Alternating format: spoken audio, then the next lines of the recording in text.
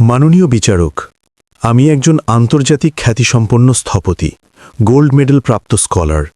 অন্যদিকে এই লোকটা স্রেফ একজন কাঠমিস্ত্রি। আমাদের দুজনের মানসিক বা শিক্ষাগত যোগ্যতার কোনো তুলনাই চলে না। রতন কোনো প্রকার তর্ক না করেই বিবাহ বিচ্ছেদের নথিতে স্বাক্ষর করে দিল। তার স্মৃতিতে ভেসে উঠছিল সেই অতীতের কথা, যখন এই সামান্য কাঠমিস্ত্রি স্বামী নিজের পৈতৃক দোকান বিক্রি করে এবং করাতকলে কাজ করতে গিয়ে নিজের হাতের 3টে আঙুল খুইয়েছিল, শুধুমাত্র কাব্যঞ্জলির লন্ডনের আর্কিটেকচার পড়ার খরচ জোগানোর জন্য। শহরের নামজাদা 5 স্টার হোটেলের সেই চোখ ধাঁধানো ব্যাংকোয়েট হলের দৃশ্যটা রতনের মনে পড়ল। সেদিন দামি শ্যাম্পেইন আর সুগন্ধির সৌরভে চারদিক ম করছিল। উপস্থিত ছিল শহরের তাবড় তাবড় বিল্ডার, কর্পোরেট ব্যক্তিত্ব এবং স্যুট বুট পরা সেই সব অভিজাত মানুষ যাদের সমাজ সফলতার মাপকাঠি হিসেবে ধরে। সেই রাতের জমকালো অনুষ্ঠানটা ছিল স্থপতি কাব্যঞ্জলির সম্মানে। কাব্যঞ্জলি যে সদ্য শহরের সবচেয়ে বড় মেগাসিটি প্রজেক্টের চিফ আর্কিটেক্ট হিসেবে নিযুক্ত হয়েছিল। তার সাফল্যের জয়গান প্রতিটি সংবাদ মাধ্যমের প্রথম পাতায় ছেপে বেরিয়েছে। পার্টির ঠিক মধ্যমণি হয়ে দাঁড়িয়ে থাকা কাব্যঞ্জলিকে অপরূপ দেখাচ্ছিল, কিন্তু তার দৃষ্টিতে সফলতার আনন্দের চেয়ে এক উগ্র দাম্ভিকতা বেশি ফুটে উঠছিল। হলের একেবারে শেষ প্রান্তে একটা সাধারণ সুতির শার্ট আর প্যান্ট পরে দাঁড়িয়েছিল রতন। তার রুক্ষ হাত, কাটা আঙুল আর ক্লান্ত মুখাবয়ব এই বিলাসবহুল ভিড়ের মধ্যে সম্পূর্ণ বেমানান লাগছিল। তবুও রতনের ঠোঁটে ছিল এক তৃপ্তির হাসি।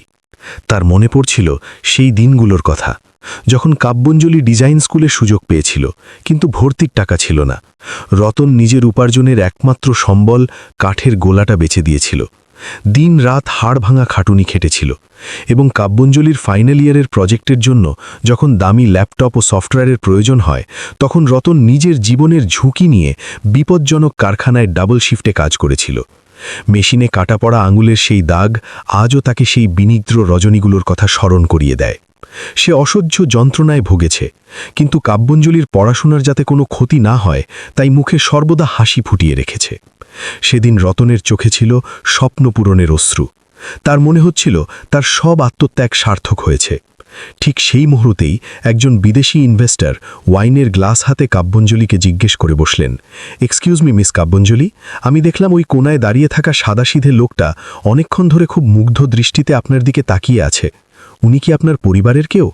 রতনের হৃৎপিণ্ডটা যেন এক লহমায় থমকে গেল। সে ভাবল, আজ হয়তো কাব্যঞ্জলি গর্ব করে বলবে যে এই মানুষটার জন্যই আজ আমি এত বড় স্থপতি হতে পেরেছি। সে ভেবেছিল আজ তার সমস্ত কষ্টের সবচেয়ে বড় স্বীকৃতি মিলবে। কিন্তু কাব্যঞ্জলি মাত্র 1 সেকেন্ডের জন্য রতনের দিকে তাকালো। তার দৃষ্টি রতনের সস্তা জুতো আর সাধারণ পোশাকের উপর আটকে গেল। কাব্যঞ্জলির ঠোঁটের কোণে এক তাচ্ছিল্যের হাসি ফুটে উঠল এবং সে বিন্দুমাত্র কুণ্ঠবোধ না করে ইংরেজিতে বলল, ও উনি আসলে আমাদের কনস্ট্রাকশন সাইটের একজন সাধারণ কাঠমিস্ত্রি আর লেবার। গ্রাম থেকে উঠে এসেছে, পড়াশোনা বিশেষ জানে না, শুধু আমার পুরনো বাড়ির কাঠের কাজগুলো দেখাশোনা করে। রতনের কানে কথাগুলো গলিত লাভার মতো প্রবেশ করল। তার শ্বাসরোধ হয়ে আসতে লাগল।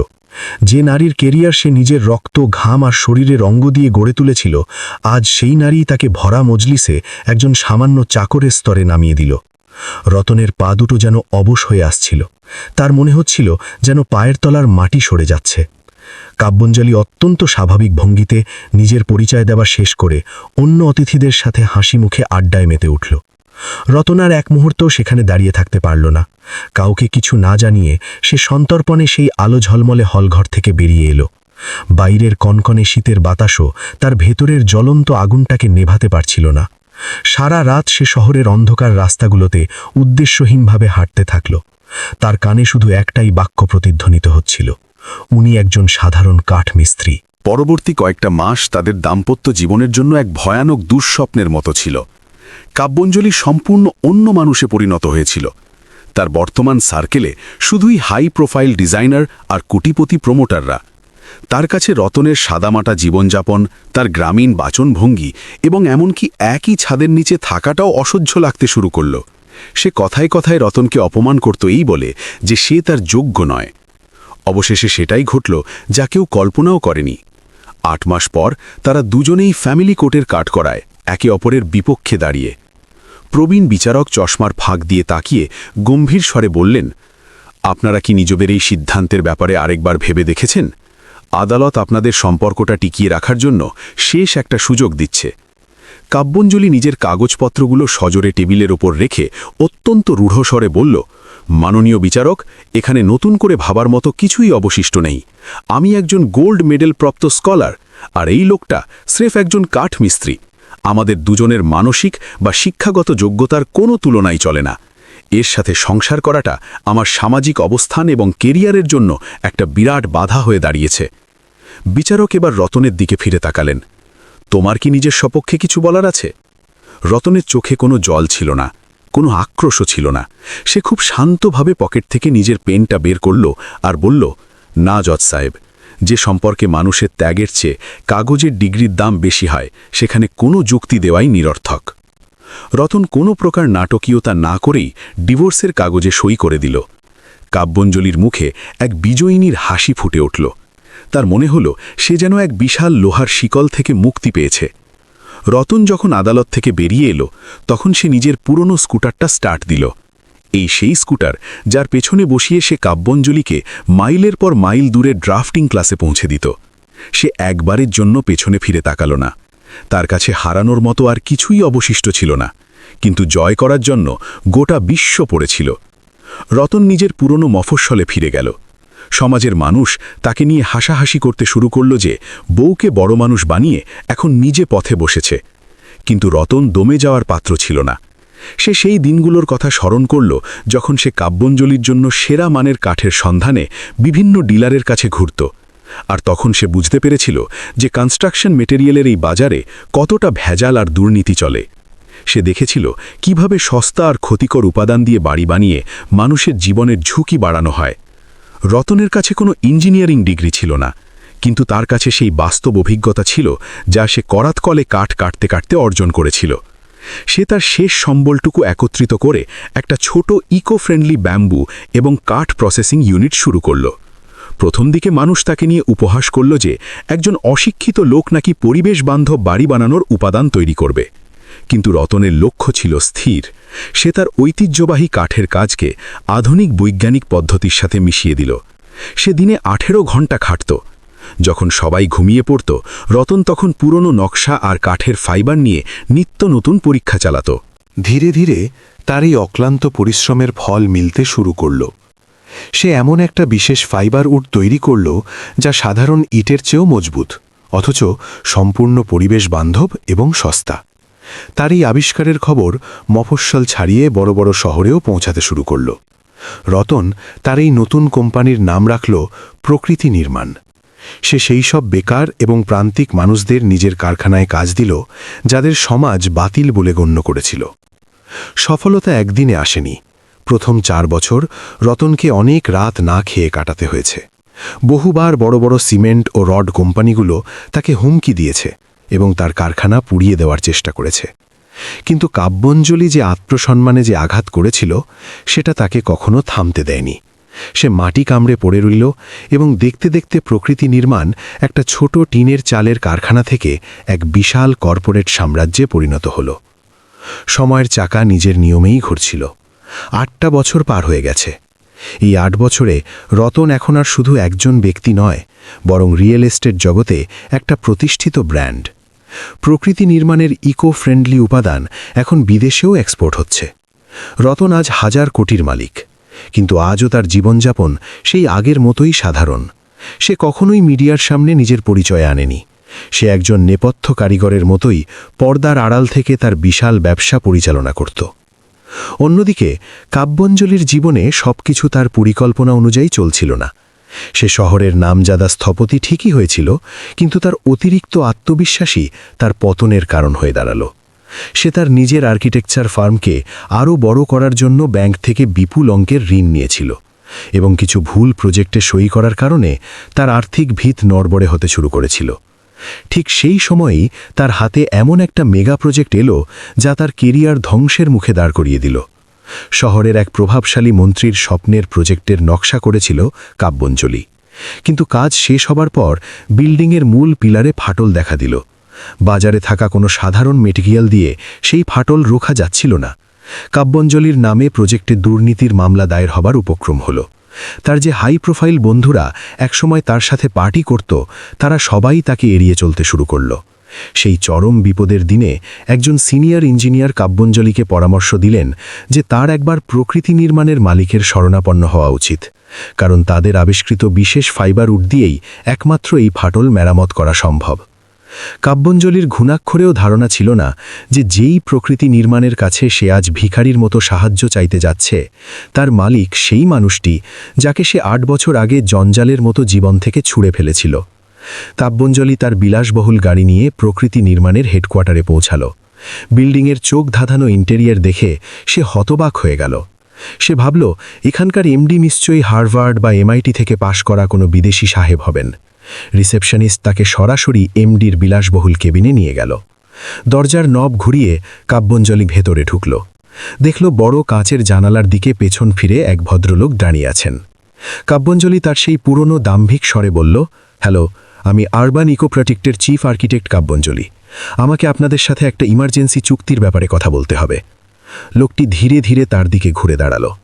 লোকটির মুখের দিকে নজর পড়তেই কাব্যাঞ্জলির হাত থেকে প্রজেক্টের ফাইলটা সশব্দে মেঝেতে পড়ে গেল।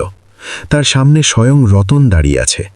সেই রতন যার পরনে আজও কোনো ডিজাইনার স্যুট নেই, বরং সেই পুরনো ধাঁচের সাধারণ শার্ট আর প্যান্ট। কিন্তু তার ব্যক্তিত্বের তেজ যেন গোটা ঘরটাকে আলোকিত করে রেখেছিল। কাব্যাঞ্জলির বাক রুদ্ধ হয়ে গেল। সে রতনকে এই রূপে দেখার জন্য বিন্দুমাত্র প্রস্তুত ছিল না। রতন অত্যন্ত শান্ত এবং গম্ভীর গলায় বলল, বসুন আর্কিটেক্ট সাহেবা, আপনাকে বেশ নার্ভাস লাগছে। সাধারণ জল চলবে নাকি আপনার স্ট্যাটাস অনুযায়ী কোনো দামি ইম্পোর্টেড কফি আনাবো? রতনের এই প্রতিটি শব্দ কাব্যাঞ্জলির বুকে তীরের মতো বিঁধানো। সে বুঝতে পারল যে আজ তার সমস্ত অহংকারের হিসেব চুকানোর দিন এসে গেছে। কাব্যাঞ্জলির হাত থেকে পড়ে যাওয়া ফাইলটা রতন নিচু হয়ে তুলল এবং টেবিলের উপর রেখে নিজের চেয়ারে বসল। ঘরের ভেতরের স্তব্ধতা এতটাই ভয়ঙ্কর ছিল যে কাব্যাঞ্জলি নিজের শ্বাস প্রশ্বাসের শব্দ শুনতে পাচ্ছিল। যে মানুষটাকে সে অশিক্ষিত আর অযোগ্য বলে নিজের জীবনের সবচেয়ে বড় কলঙ্ক মনে করেছিল, আজ তারই দোরগোড়ায় নিজের সম্মান আর কেরিয়ারের ভিক্ষা চাইতে এসেছে সে। রতন শান্ত অথচ দৃঢ় স্বরে বলতে শুরু করল, কাব্যাঞ্জলি, তোমার চোখে এই যে আতঙ্ক, এটা ওই বিল্ডিং ধসে পড়ার ভয় নয়। এটা আসলে ওই ভয় যে যদি প্রজেক্টটা বাতিল হয়ে যায় তবে তোমার এই তিলে তিলে গড়া মিথ্যে আভিজাত্যের মুখোশটা খসে পড়বে। তুমি আজও শুধু নিজের স্বার্থের কথাই ভাবছ। কাব্যাঞ্জলির চোখ বেয়ে জল গড়িয়ে পড়ল। সে কাঁদো কাঁদো গলায় বলল, রতন, আমি জানি আমি তোমার সাথে চরম অন্যায় করেছি। আমি তোমার সমস্ত আত্মত্যাগকে চরম অবজ্ঞা করেছি। কিন্তু দোহাই তোমার, আমার এই প্রজেক্টটা বাঁচিয়ে দাও। তোমার কোম্পানির ওই বিশেষ মেটেরিয়ালটাই আমার শেষ ভরসা। রতনের চোখের সামনে এক লহমায় পুরনো দিনগুলো ভেসে উঠল। তার মনে পড়ল সেই রাতগুলোর কথা, যখন কাব্যাঞ্জলি ড্রাফটিং করতে করতে হতাশ হয়ে কাঁদত, আর এই রতনই নিজের ঘুম বিসর্জন দিয়ে তার মডেলগুলো আঠা দিয়ে জুড়ে দিত। রতন একটা গভীর শ্বাস নিয়ে বলল, মেটেরিয়াল তুমি পেয়ে যাবে কাব্যাঞ্জলি। প্রকৃতি নির্মাণ কারোর দুর্বলতার সুযোগ নিয়ে ব্যবসা করে না, কিন্তু এর জন্য আমার একটা শর্ত আছে। কাব্যাঞ্জলি সাথে সাথে বলে উঠল, আমি যে কোনো মূল্য চোকাতে রাজি আছি। রতন তাচ্ছিল্যের হাসি হাসল। মূল্য? তোমার কি আজও ধারণা যে পৃথিবীর সবকিছু টাকা দিয়ে কেনা যায়? আমার শর্ত হলো, এই মেটেরিয়ালের বদলে তুমি শহরের বস্তি এলাকার গরিব মানুষদের জন্য বিনা পারিশ্রমিকে একটি হাউজিং কমপ্লেক্স ডিজাইন করবে, আর সেখানে সেই সব রাজমিস্ত্রিরাই কাজ করবে যাদের তুমি নিচু জাতের বা অশিক্ষিত বলে মনে করো। কাব্যাঞ্জলি কোনো বাক্যবায় না করেই চুক্তির কাগজে সই করে দিল। তার মনে হলো সে আপাতত নিজের কেরিয়ারটা বাঁচিয়ে ফেলেছে, কিন্তু সে ঘুণাক্ষরেও টের পায়নি যে এটা তো মাত্র এক ভয়ঙ্কর ঝড়ের পূর্বাভাস ছিল। মেটেরিয়াল পৌঁছতেই বিল্ডিংয়ের কাজ দ্রুত ঠিক হতে শুরু করল, আর কাব্যাঞ্জলি ভাবল তার সব বিপদ কেটে গেছে। কিন্তু শহরের মাফিয়া মহলে অন্য খেলা চলছিল। রুদ্রপ্রতাপ, যে এই শহরের কনস্ট্রাকশন মাফিয়াদের বেতাজ বাদশা ছিল, রুদ্রের কোম্পানি অত্যন্ত নিম্নমানের লোহা আর সিমেন্ট চড়া দামে সাপ্লাই করত। কাব্যাঞ্জলির এই মেগা প্রজেক্টের দুর্নীতির পেছনে রুদ্রেরই মূল হাত ছিল, যেটা সে খুব সুকৌশলে কাব্যাঞ্জলির ডিজিটাল সিগনেচার আর কিছু দুর্নীতিগ্রস্ত অফিসারের সাহায্যে সম্পন্ন করেছিল। রুদ্র খবর পেয়ে গেল যে কাব্যাঞ্জলি এখন রতনের কোম্পানির সাথে হাত মিলিয়েছে। তার ভয় হল, রতন যদি কাব্যাঞ্জলিকে সাপোর্ট দেয় তবে তার কোটি কোটি টাকার কালো ব্যবসা আর সিন্ডিকেট ফাঁস হয়ে যাবে। শুরু হলো এক গভীর ষড়যন্ত্র।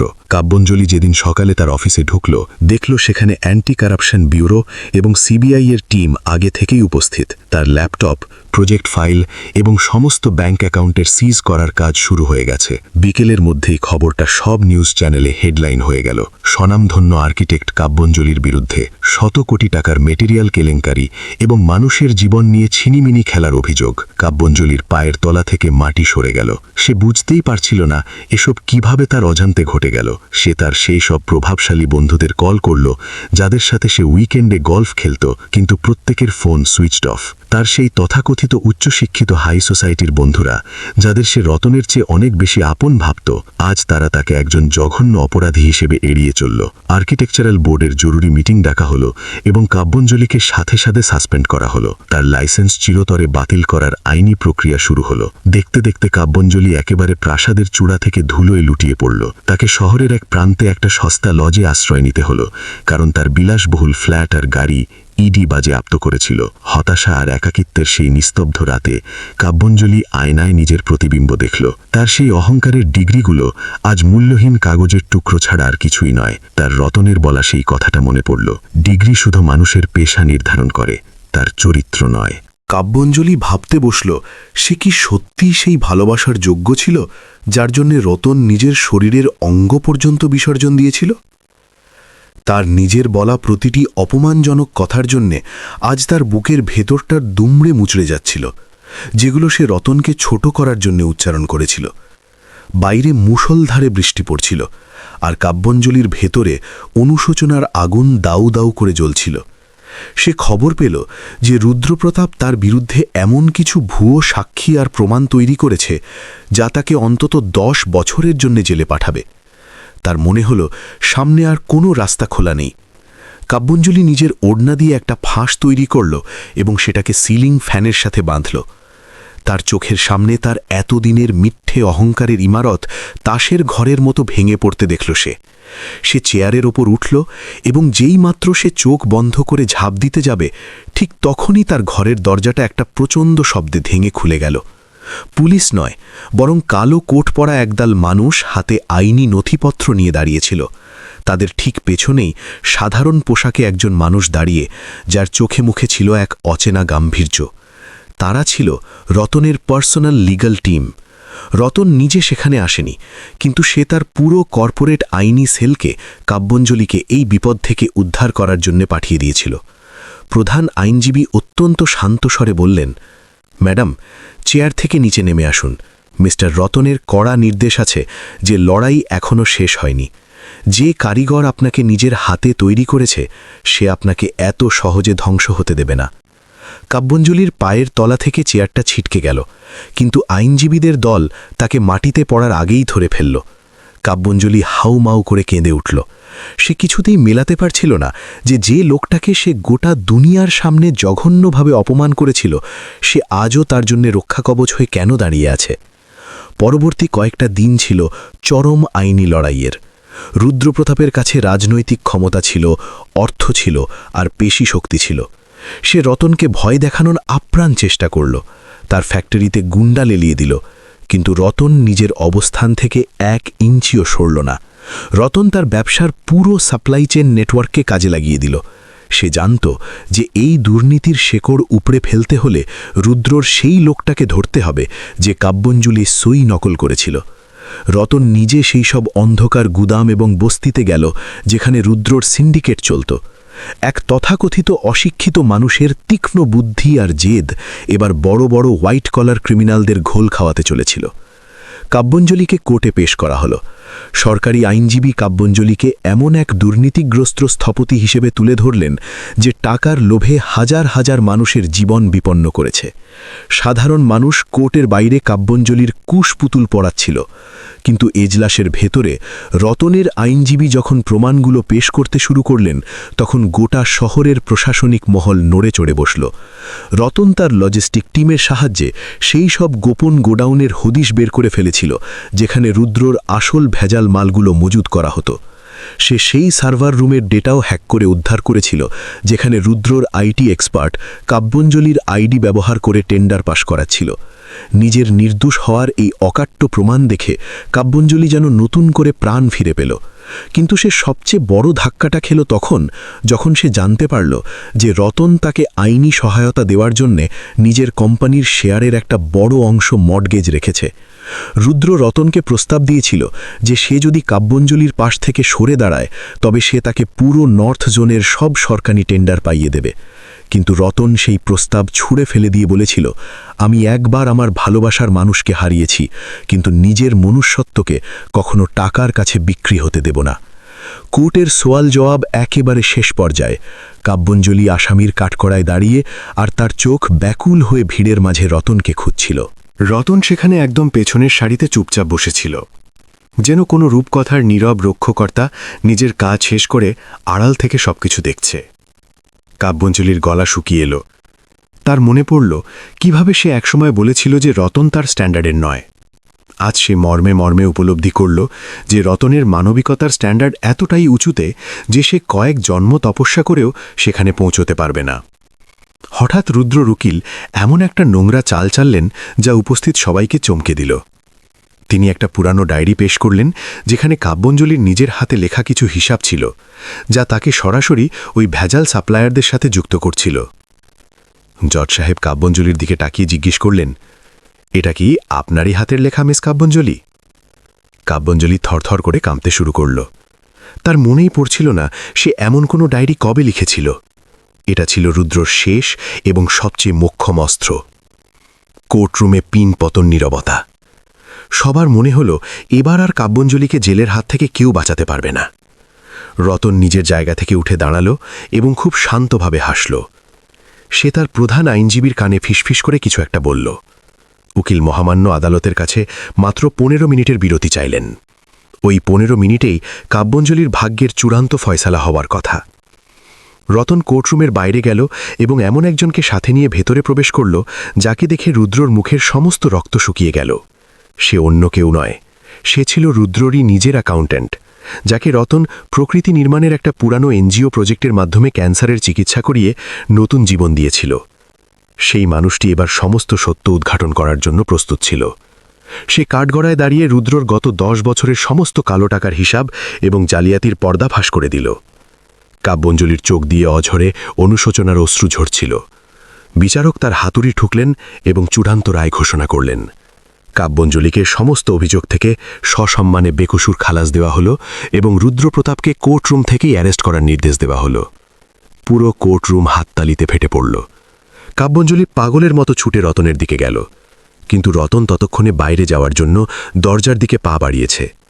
কাব্যঞ্জলি চিৎকার করে তাকে ডাকল, রতন প্লিজ দাঁড়াও, আমাকে ক্ষমা করে দাও, আমি আমার ভুল বুঝতে পেরেছি।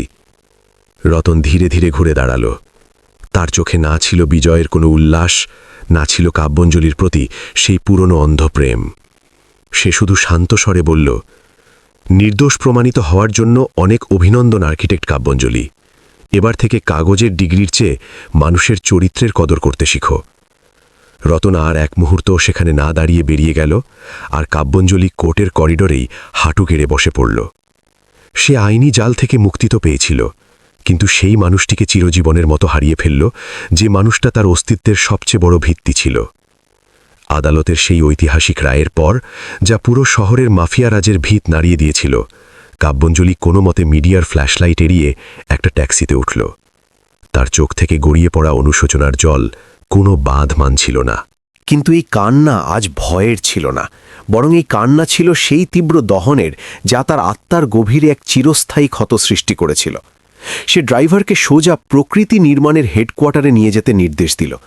পুরো রাস্তা তার মাথায় 8 বছর আগের সেই অভিশপ্ত রাতের দৃশ্য ঘুরপাক খাচ্ছিল, যখন সে রতনকে সামান্য কাঠমিস্ত্রি বলে তাড়িয়ে দিয়েছিল। আর আজ সেই কাঠমিস্ত্রি তার জীবনের সবচেয়ে বড় রক্ষাকর্তা হয়ে দাঁড়াল। কাব্যঞ্জলি যখন সেই অত্যাধুনিক কর্পোরেট ভবনের গেটে পৌঁছল, তখন সিকিউরিটি গার্ডরা তাকে একটুও আটকাল না। হয়তো তাদের কাছে ওপর মহল থেকে আগে থেকেই নির্দেশ দেওয়া ছিল। সে পাগলের মতো ছুটে রতনের কেবিনের দিকে গেল। কেবিনের দরজা খোলাই ছিল। রতন বিশাল কাঁচের জানালার কাছে দাঁড়িয়ে বাইরে ডুবন্ত সূর্যের দিকে তাকিয়েছিল। কাব্যঞ্জলি ভেতরে ঢুকল এবং একটি বাক্য উচ্চারণ করার আগেই রতনের পায়ের কাছে লুটিয়ে পড়ল। তার ডুকরে কাদার শব্দ পুরো বিলাসবহুল কেবিনে প্রতিধ্বনিত হতে লাগল। সে বারবার রতনের পা দুটো জড়িয়ে ধরে শুধু একটা কথাই বলে যাচ্ছিল, আমাকে মাফ করে দাও রতন, আমাকে মাফ করে দাও। আমার নোংরা অহংকার আমাকে অন্ধ করে দিয়েছিল। আমি তোমাকে সকলের সামনে অপমান করেছি, তোমার আত্মত্যাগকে পায়ে মারিয়েছি। আর তুমি নিজের এত বড় সাম্রাজ্য বাজি রেখে আমাকে এই নোংরা রাজনীতি থেকে বাঁচালে। কেন করলে তুমি এমনটা? রতন কাব্যঞ্জলিকে মাটি থেকে তোলার জন্য নিজের হাতটা পর্যন্ত বাড়াল না। সে ঠিক একটা পাথরের মূর্তির মতো স্থির হয়ে দাঁড়িয়ে রইল। পুরো ঘরে এক দম বন্ধ করা নিস্তব্ধতা নেমে এলো, যেখানে শুধু কাব্যঞ্জলির কান্নার আওয়াজ ছাড়া আর কিছুই শোনা যাচ্ছিল না। বেশ কিছুক্ষণ পর রতন ঘুরে দাঁড়ালো এবং অত্যন্ত নির্বিকার গলায় বলল, উঠে দাঁড়াও কাব্যঞ্জলি। এভাবে ফ্লোরে পড়ে কান্না করাটা তোমার গোল্ড মেডেল, তোমার হাই সোসাইটি স্ট্যাটাস আর তোমার আভিজাত্যের সাথে একেবারেই মানানসই নয়। তুমি একজন টপ ক্লাস আর্কিটেক্ট। এই সস্তা আবেগ তোমাকে মানায় না। কাব্যঞ্জলি ফুপিয়ে কাঁদতে কাঁদতে মুখ তুলে তাকালো এবং কাঁপতে থাকা হাতে রতনের হাতটা শক্ত করে ধরার চেষ্টা করল। সে বলল, রতন, আমি জানি তুমি আজও আমাকে ঠিক ততটাই ভালোবাসো যতটা তুমি আমাদের ওই ছোট্ট টিনের চালের ঘরে বাঁচতে। যদি তোমার মনে আমার জন্য কিছুই না থাকতো, তাহলে তুমি নিজের এত ক্ষতি করে এত বড় লিগ্যাল টিম কেন নামালে? তুমি কোটি কোটি টাকা জলে ফেলে আমাকে এই নরক থেকে কেন টেনে তুললে? রতন, আমি আমার সব কিছু ছেড়ে দেব। আমি এই পেশা, এই মিথ্যা স্ট্যাটাস, এই বড় শহর সব কিছু ছাড়তে রাজি আছি। আমাকে শুধু তোমার কাছে রেখে দাও। আমি তোমার দাসী হয়ে থাকব। আমরা আবার নতুন করে সব কিছু শুরু করব, ঠিক যেমনটা তুমি ওই পুরনো দিনগুলোতে স্বপ্ন দেখতে। রতন খুব সাবধানে নিজের হাতটা কাব্যঞ্জলির মুঠি থেকে ছাড়িয়ে নিল এবং কয়েক পা পিছিয়ে গেল। তার মুখে এমন একটা হাসি ফুটে উঠল যাতে জয়ের কোনো দম্ভ ছিল না, বরং ছিল এক নির্মম বাস্তবতার উপলব্ধি। সে বলল, ভুল স্বপ্নে বাঁচা বন্ধ করো কাব্যঞ্জলি। আমি তোমাকে এই কারণে বাঁচাইনি যে আমি তোমাকে আবার আমার স্ত্রী হিসাবে ফেরত পেতে চাই। আমি তোমাকে এই জন্য বাঁচিয়েছি কারণ আমি এমন একজন স্থপতির কেরিয়ার ধ্বংস হতে দেখতে পারতাম না যে একসময় আমার নিজের দেখা স্বপ্নগুলোকে সত্যি করেছিল।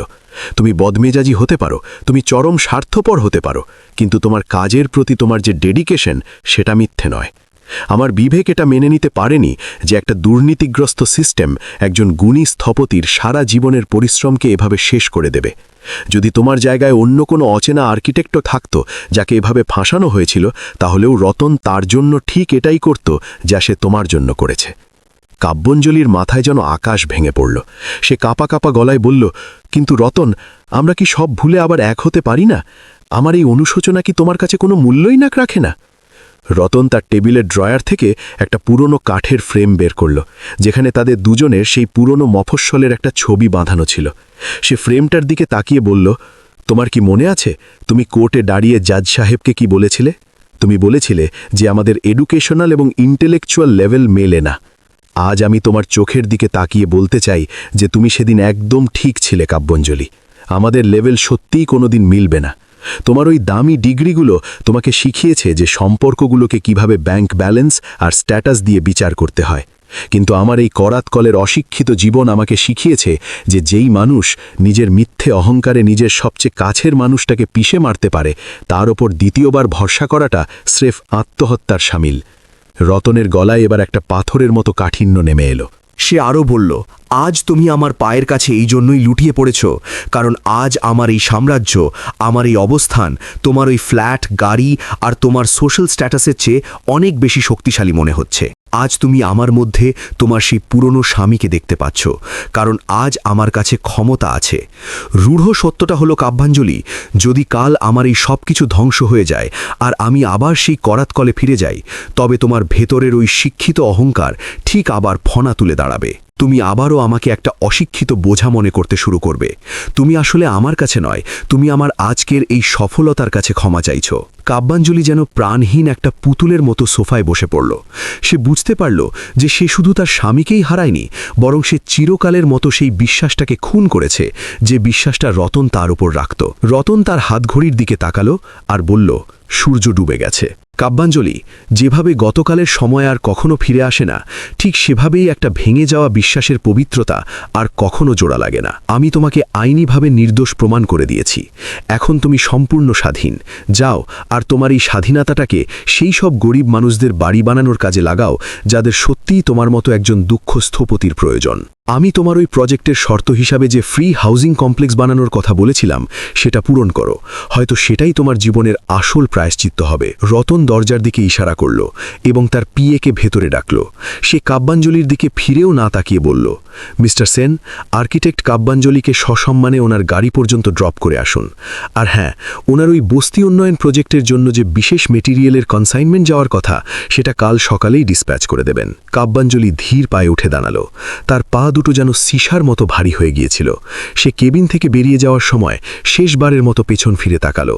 রতন ঠিক একইভাবে জানালার কাছে দাঁড়িয়েছিল, সম্পূর্ণ একা, কিন্তু পাহাড়ের মতো অটল। কাব্যাঞ্জলি এটা খুব ভালোভাবে বুঝে গিয়েছিল যে রতন নিজে পরিশ্রমে আজ যে সিংহাসন অর্জন করেছে সেটা কেবল টাকার সিংহাসন ছিল না, বরং সে নিজের ব্যক্তিত্ব এবং চরিত্রকে এতটাই উঁচুতে নিয়ে গিয়েছিল যে কাব্যাঞ্জলির সমস্ত গোল্ড মেডেল এবং তার তথাকথিত স্ট্যাটাস রতনের পায়ের ধুলোর সমান হয়ে গিয়েছিল। কাব্যাঞ্জলি সেই বিশাল ইমারত থেকে বাইরে বেরিয়ে এলো। বাইরের ঠান্ডা হাওয়া তার চোখে মুখে লাগছিল, কিন্তু তাতে তার এখন আর কোনো ভ্রুক্ষেপ ছিল না। সে জেলখানা থেকে মুক্তি পেয়েছিল ঠিকই, কিন্তু সে জানত যে তাকে তার বাকি জীবনটা এক ভয়ঙ্কর অনুশোচনার বন্দিশালায় কাটাতে হবে, যা তাকে প্রতিদিন স্মরণ করিয়ে দেবে যে প্রকৃত মনুষ্যত্ব কখনো বড় বড় ইউনিভার্সিটির ডিগ্রির মুখাপেক্ষী হয় না। রতন তাকে আইনত কোনো শাস্তি দেয়নি। সে শুধু তাকে তার নিজের বিবেকের আয়নার সামনে দাঁড় করিয়ে দিয়েছিল, যা ছিল পৃথিবীর সবচেয়ে যন্ত্রণাদায়ক শাস্তি। প্রকৃতি নির্মাণের সেই আলো ঝলমলে ইমারতের পেছনে রতনের সেই সাদামাটা অথচ ইস্পাতের মতো দৃঢ় চরিত্র আজ কাব্যাঞ্জলির কাছে এমন এক পাহাড়ে পরিণত হয়েছিল যার চূড়া সে আর কোনো দিনও ছুঁতে পারবে না। রাস্তায় হাঁটতে হাঁটতে কাব্যাঞ্জলি নিজের ব্যাগে রাখা পুরনো ড্রাফটিং স্কেলটা স্পর্শ করল।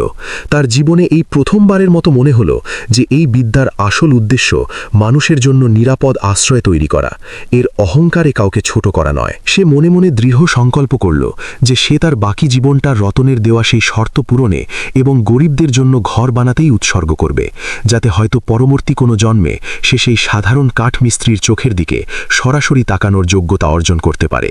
গল্পটা এখানেই শেষ হলো, কিন্তু রতনের এই নীরব প্রত্যাখ্যান সমাজের সেই সমস্ত সম্পর্কের গালে একটা সজোর চড় ছিল যেখানে মানুষ অহংকার আর ডিগ্রির ভারে মনুষ্যত্বকে ভুলে যায়। সেই গভীর রাতে আকাশে যখন তারারা জ্বলজ্বল করছিল, রতন তখন তার সেই একই সাধারণ পোশাকে নিজের ল্যাবরেটরিতে পরবর্তী কোনো ইকো ফ্রেন্ডলি উপাদানের গবেষণায় মগ্ন ছিল। সে জানত যে আসল সফলতা নিজের ক্ষমতা দেখিয়ে কাউকে নিচে নামানোর মধ্যে নেই, বরং নিজের কাজ আর চরিত্রকে এতটাই উঁচুতে নিয়ে যাওয়ার মধ্যে রয়েছে যাতে গোটা পৃথিবী আপনার সামনে মাথা নত করতে বাধ্য হয়। এই ধরনের জীবনমুখী ও শিক্ষামূলক কাহিনী যদি আপনাদের মন ছুঁয়ে যায়, তাহলে আমাদের চ্যানেলটির সাথে যুক্ত থাকতে সাবস্ক্রাইব বটনটি চেপে দিন। কমেন্ট বক্সে লিখে জানান আপনারা কোন জেলা বা গ্রাম থেকে আমাদের ভিডিও দেখছেন।